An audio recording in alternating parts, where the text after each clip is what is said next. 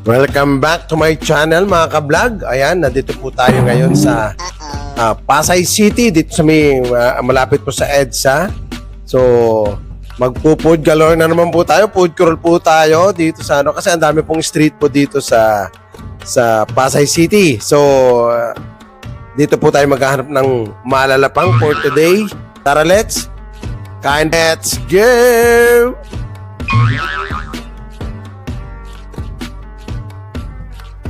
Ano malagkit? Magkano 12 pesos? Ayan, 12 pesos daw po siya. Turo, malagkit. Ito, the regular turon. 12 pesos din to.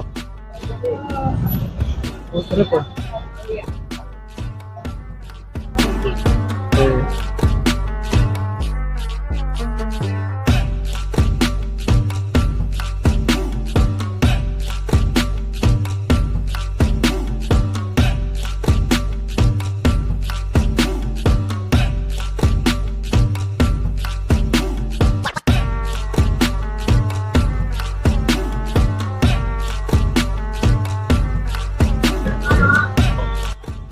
Ayan mga ka-vlog, pares daw po to. Itong binibenta ni Kuya.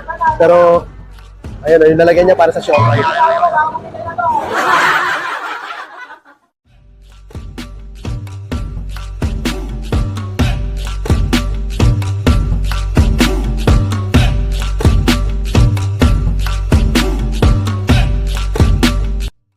Meron po akong bago. Pero paborito ko talaga yung turon.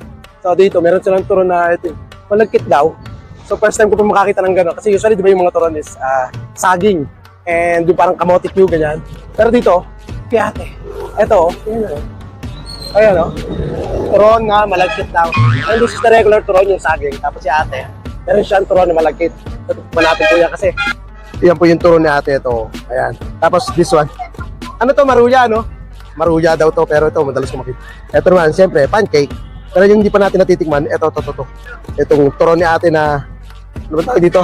Turon na malagkit.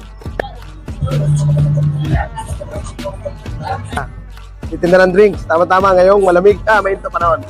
Beef stock nila, yung sabaw ng pinakuluang beef.